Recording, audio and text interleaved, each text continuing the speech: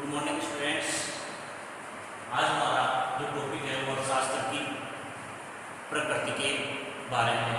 ये video number 7 है 11th और 12th की क्लास इकोनॉमिक्स के लिए, यानी माइक्रो इकोनॉमिक्स का टॉपिक है अर्थशास्त्र की प्रकृति। अर्थशास्त्र की प्रकृति से तात्पर्य है कि अर्थशास्त्र किस प्रकार का अध्ययन है। अर्थशास्त्र की प्रकृति से तात्पर्य है कि अर्थशास्त्र किस प्रकार का अध्ययन है, अर्थात अर्थशास्त्र एक विज्ञान के रूप में अध्ययन है, अर्थशास्त्र एक कला के रूप में अध्ययन है, या अर्थशास्त्र कला एक विज्ञान दोनों के रूप में अध्ययन है। इसमें अलग अलग अर्थशास्त्रियों ने इसकी अलग अलग रूप से व्याख्या की है। कोई बोलता है कि अर्थशास्त्र एक विज्ञान है, कुछ बोलते हैं कि अर्थशास्त्र एक कला है, कुछ बोलते हैं कि अर्थशास्त्र कला या विज्ञान दोनों है।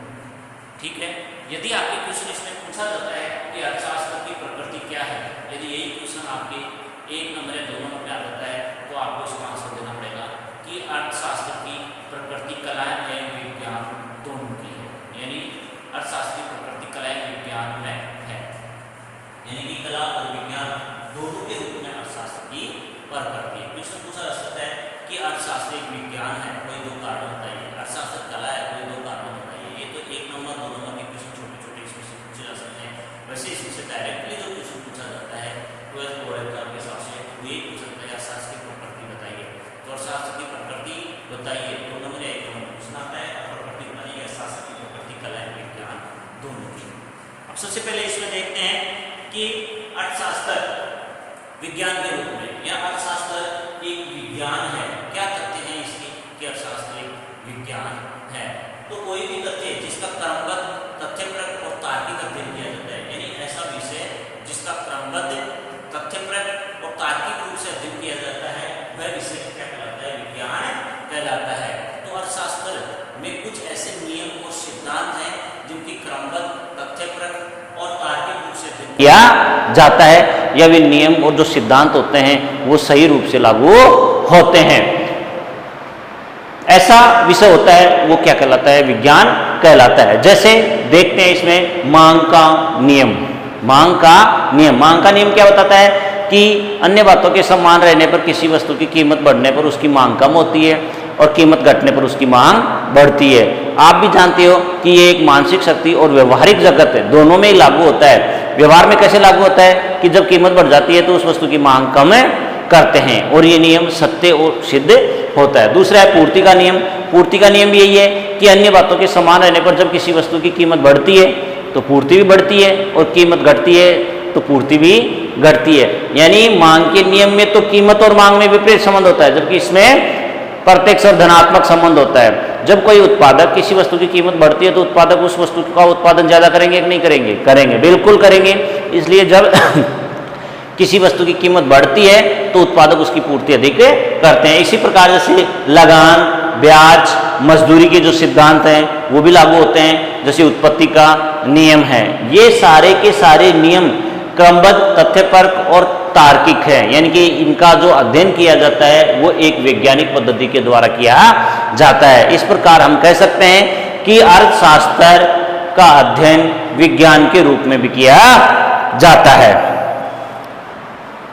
अर्थशास्त्र के सिद्धांत व नियमों को समाज में लोगों के व्यवहार के अंतर्गत देखकर आप इसका अवलोकन ज्ञात कर सकते हैं। इस सिद्धांत के प्रमुख नियम और सिद्धांत जैसे मांग का नियम, पूर्ति का नियम, उत्पत्ति का नियम, लगान, ब्याज, मजदूरी का नियम। इसी प्रकार अर्थशास्त्र की जो प्रकृति है ये एक तर्क पद्धति है। कौन सी पद्धति है, तर्क पद्धति है, जिसके आधार पर इसका अध्ययन किया जाता है। इसके साथ ही देखते हैं तो जैसे विज्ञान में तो है ये अर्थशास्त्र की जो प्रकृति है विज्ञान की तो है, लेकिन विज्ञान में भी इसके 2 रूप आ जाते हैं। विज्ञान में भी एक इसके कितने रूप आ जाते हैं, 2 रूप हो जाते हैं कि या एक तो ये विज्ञान तो है लेकिन वास्तविक विज्ञान है या आदर्शात्मक विज्ञान है। यानी अर्थशास्त्र का अध्ययन विज्ञान के रूप में, इसका अध्ययन क्रमबद्ध, तथ्यपरक और तार्किक रूप से तो होता है। ये इसके कुछ सिद्धांत और नियम हैं जिनके आधार पर इसको देख सकते हैं या मानव व्यवहार में ऐसी स्थिति को देख सकते हैं। लेकिन यदि विज्ञान है तो विज्ञान के रूप में ये वास्तविक विज्ञान है या फिर ये आदर्शात्मक विज्ञान है। वास्तविक विज्ञान है या आदर्शात्मक विज्ञान है। अब वास्तविक विज्ञान वह विज्ञान होती है जिसमें सत्यता की जांच की जा सकती है। यानी वास्तविक विज्ञान या वास्तविक अर्थशास्त्र वह अर्थशास्त्र होता है जिसमें सत्यता की जांच की जा सकती है, कारण और जो परिणाम होते हैं उनकी जांच की जा सकती है। साथ ही साथ जो वास्तविक अर्थशास्त्र होते हैं उसके जो प्रमुख कथन होते हैं वो होते हैं क्या था, क्या है और आगे क्या होगा। यानी इसके 3 प्रमुख कथन हैं। कौन कौन से हैं? क्या था, क्या है और क्या होगा। वो कौन सी अर्थशास्त्र होती है? वास्तविक अर्थशास्त्र होती है। वास्तविक अर्थशास्त्र वह अर्थशास्त्र है जिसमें सत्यता की जांच की जा सकती है और जिसके प्रमुख कथन क्या था, क्या है और क्या होगा, ये इसके प्रमुख कथन है। दूसरा है आदर्शात्मक अर्थशास्त्र। आदर्शात्मक अर्थशास्त्र वह अर्थशास्त्र है जिसमें पहली बात तो सत्यता की जांच नहीं की जा सकती है, सत्यता की जांच नहीं की जा सकती है। साथ ही साथ जो कारण परिणाम होते हैं उनका भी पता नहीं लगाया जा सकता है। केवल इतना बताया जा सकता है कि ये सही है या गलत है, अच्छा है या बुरा है, केवल उसी का पता लगता है आदर्शात्मक अर्थशास्त्र के अंतर्गत। और आदर्शात्मक अर्थशास्त्र का जो प्रमुख कथन होता है वो होता है क्या होना चाहिए। जैसे गरीबी निवारण के लिए क्या होना चाहिए, यानी इनकी सत्यता की जांच नहीं की जा सकती। ठीक है, इसी प्रकार जैसे बेरोजगारी है, बेरोजगारी को दूर करने के लिए, तो इस प्रकार जो अर्थशास्त्र है वो होती है आदर्शात्मक अर्थशास्त्र। दोबारा बताता हूं कि अर्थशास्त्र एक विज्ञान है क्योंकि अर्थशास्त्र का अध्ययन क्रमबद्ध, तथ्यपरक और तार्किक रूप में किया जाता है। साथ ही साथ मानव व्यवहार के ऊपर भी इसका अवलोकन करके देखा जा सकता है। जैसे मांग का नियम है, पूर्ति का नियम है, लगान का सिद्धांत है, ब्याज का सिद्धांत है, मजदूरी का सिद्धांत है और इसी प्रकार उत्पत्ति का नियम है। इनके आधार पर हम कह सकते हैं कि अर्थशास्त्र का अध्ययन एक विज्ञान के रूप में किया जाता है। अब यदि विज्ञान है अर्थशास्त्र तो ये एक तो वास्तविक विज्ञान या वास्तविक अर्थशास्त्र है या आदर्शात्मक विज्ञान या आदर्शात्मक अर्थशास्त्र है। तो दोनों ही तथ्यों की तुलना यदि की जाती है तो पाते हैं कि वास्तविक अर्थशास्त्र वह अर्थशास्त्र होता है जिसमें सत्यता की जांच की जा सकती है, कारण परिणाम की तुलना की जा सकती है। इसके प्रमुख कथन वे होते हैं क्या था, क्या है, क्या होगा।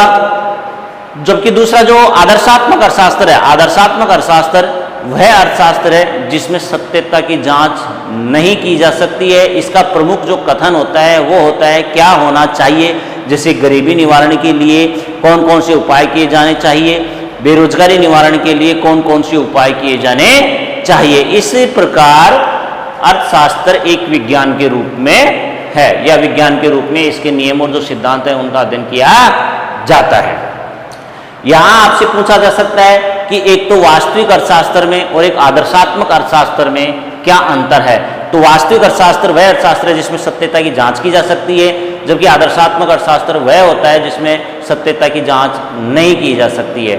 साथ ही साथ वास्तविक अर्थशास्त्र वह अर्थशास्त्र है जिसमें कारण परिणाम संबंध को देखा जाता है, जबकि आदर्शात्मक अर्थशास्त्र में कारण परिणाम का पता नहीं लगाया जा सकता है। वास्तविक अर्थशास्त्र में अच्छे बुरे सही गलत का निष्कर्ष निकाला जा सकता है, जबकि इसमें नहीं निकाला जा सकता है। और अगला है कि वास्तविक अर्थशास्त्र के जो कथन हैं वो है क्या था, क्या है और क्या होगा, जबकि आदर्शात्मक जो अर्थशास्त्र है उसका कथन है क्या होना चाहिए। दूसरा आता है अर्थशास्त्र एक कला के रूप में। अर्थशास्त्र एक कला के रूप में, तो यानी कला के रूप में, कला क्या है? एक व्यक्ति की शारीरिक और मानसिक स्थिति को व्यक्त करता है। कला किसी व्यक्ति की शारीरिक और मानसिक स्थिति को प्रकट करता है, यानी किसी भी कार्य को किसी व्यक्ति द्वारा अपनी मानसिक और शारीरिक शक्ति द्वारा सर्वश्रेष्ठ तरीके से या श्रेष्ठ तरीके से करने की क्या है? एक तरीका है। कला क्या है? यानी किसी कार्य को मनुष्य की मानसिक और शारीरिक शक्ति के द्वारा सर्वश्रेष्ठ ढंग से करने का क्या है? एक तरीका है, उसे क्या कहते हैं? कला। तो इसी रूप में देख सकते हैं कि मनुष्य अपनी मानसिक और शारीरिक शक्ति के द्वारा कि गरीबी को किस प्रकार से दूर किया जाए, ये सारी मानसिक और शारीरिक शक्ति के द्वारा बता सकता है एक व्यक्ति। दूसरा है कि उत्पादन का, जैसे नियम है या उत्पादन अधिकतम किस प्रकार से होगा, यह भी एक व्यक्ति की मानसिक शक्ति है, उसकी एक कला है। यदि कोई उत्पादक उत्पादन करता है तो कौन सी तकनीक अपनाए, किस प्रकार से अपने जो श्रमिक हैं उनको काम पर लगाए ताकि वह अपने उत्पादन को अधिकतम कर सके। इसी प्रकार उपयोगिता अधिकतमकरण के सिद्धांत में ऐसा देखा जाता है कि आपको भी मालूम है कि आप किसी वस्तु का प्रयोग करते हो, उपभोग करते हो, तो आप उस वस्तु का उपभोग या प्रयोग किस प्रकार से करो ताकि आपको उपयोगिता अधिकतम मिले। आपके पास 100 रुपये हैं तो आप 100 रुपये को इस प्रकार से या इस ढंग से खर्च करते हो अपनी मानसिक शक्ति के द्वारा कि आपको ज़्यादा से ज़्यादा उपयोगिता मिले, ज़्यादा से ज़्यादा आप उन 100 रुपये में वस्तुओं को खरीद सको। तो वही क्या कहलाता है, एक कला होती है। तो गरीबी को दूर करने की कला, उत्पादन अधिकतम करने की कला, उपयोगिता को अधिकतम करने की कला। दूसरा अलग अलग देखा जाता है तो आर्थिक वृद्धि, यानी किस प्रकार से या कौन से ढंग अपनाए जाएं ताकि अपनी आर्थिक जो वृद्धि है वो अधिक हो। साथ ही आर्थिक विकास किस प्रकार से होना चाहिए, यानी कला के रूप में यदि देखा जाता है तो अर्थशास्त्र में एक चुनाव से संबंधित अध्ययन आता है। किससे संबंधित अध्ययन आता है, चुनाव से संबंधित। जैसे उपयोगिता अधिकतम करना है, आपको विभिन्न वस्तुओं में चुनाव करना पड़ता है। उत्पादन अधिकतम करना है, आपको विभिन्न वस्तुओं में चुनाव करना पड़ता है। बेरोजगारी दूर करना है, आपकी मानसिक शक्ति के द्वारा इसके उपाय सूझते हैं। बेरोजगारी दूर करनी है, आपकी मानसिक शक्ति के द्वारा इसके उपाय सूझते हैं। इसी प्रकार जैसे आपको गरीबी दूर करनी है, गरीबी दूर करने के लिए क्या करते हैं कि अमीर लोगों पर अधिक टैक्स लगाया जाता है और गरीब लोगों पर कम टैक्स लगाया जाता है। तो ये भी क्या है, एक व्यक्ति की मानसिक शक्ति ही है।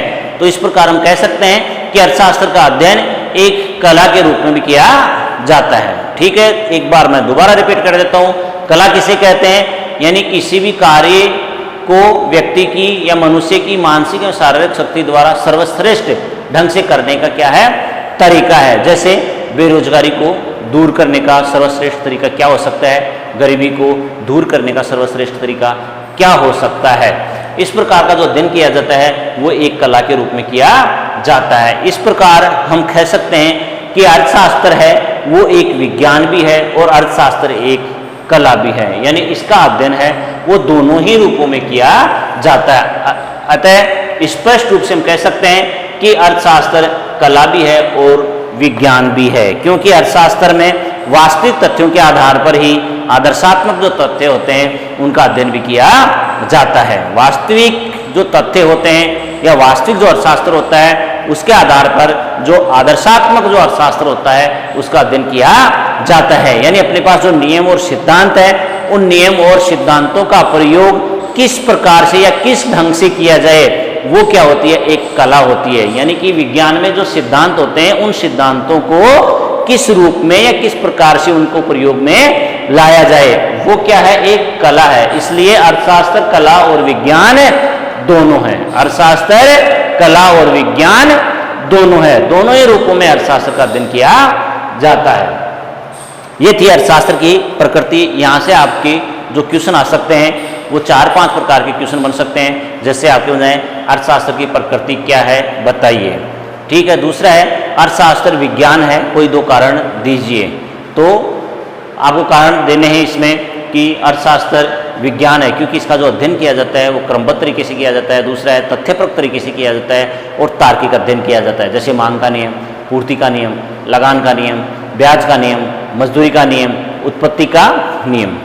ठीक है, यह है विज्ञान के रूप में किया जाता है। फिर कला के रूप में कि अर्थशास्त्र यदि पूछा जाता है आपसे कि अर्थशास्त्र एक कला है बताइए, तो सबसे पहले आपको यह भी ध्यान रखना चाहिए कला किसे कहते हैं। तो किसी भी कार्य को मानसिक और शारीरिक शक्ति द्वारा सर्वश्रेष्ठ ढंग से करना ही क्या है, एक कला है। जैसे गरीबी को दूर करना, बेरोजगारी को दूर करना आदि। आर्थिक विकास या आर्थिक वृद्धि या चुनाव संबंधी समझ। इसके अलावा है कला एवं विज्ञान दोनों। तो अर्थशास्त्र की प्रकृति कला एवं विज्ञान दोनों की है। इसमें आपसे पूछ सकता है कि इसमें एक तो लिखा नहीं है मैंने, आप लिखना है यहाँ पे आएगा वास्तविक अर्थशास्त्र और यहाँ पे आएगा आदर्शात्मक अर्थशास्त्र। यहाँ पे आएगा वास्तविक और यहाँ पे आएगा आदर्शात्मक।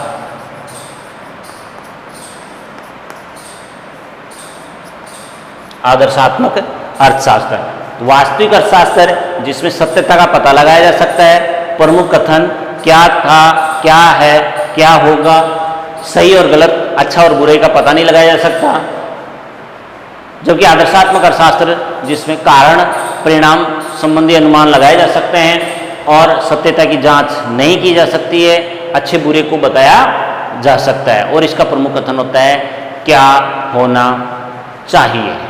ठीक है, कथन भी पूछ लेता है कि वास्तविक अर्थशास्त्र के प्रमुख कथन लिखिए। तो वास्तविक अर्थशास्त्र के प्रमुख कथन है क्या था, क्या है, क्या होगा। और आदर्शात्मक अर्थशास्त्र का जो कथन है वो है क्या होना चाहिए। अतः अर्थशास्त्र है वो वास्तविक अर्थशास्त्र होने के साथ साथ आदर्शात्मक अर्थशास्त्र भी है, क्योंकि जो वास्तविक अर्थशास्त्र के जो कथन होते हैं उन कथनों के आधार पर ही आदर्शात्मक जो अर्थशास्त्र है उसका जो आधार है वो टिका हुआ है। यानी कि क्या होना चाहिए, क्या होना चाहिए का अध्ययन कब करते हैं, जब अपने पास क्या था, क्या है और आगे क्या होगा की जानकारी अपने पास होनी होती है। जैसे देखा जाता है कि गरीबी दूर करने के उपाय क्या होने चाहिए। तो क्या होना चाहिए आदर्शात्मक अर्थशास्त्र का कथन है, इससे क्या होना चाहिए का अध्ययन करेंगे या इसका उपाय करेंगे वो वास्तविक अर्थशास्त्र के जो कथन हैं उन कथनों के आधार पर ही किया जाएगा। जैसे कितनी गरीबी थी, कितनी है और यदि इसी तरीके से बढ़ती जाती है तो कितनी गरीबी होगी, इसका सही ढंग से जो अध्ययन किया जाता है वो आदर्शात्मक में ही किया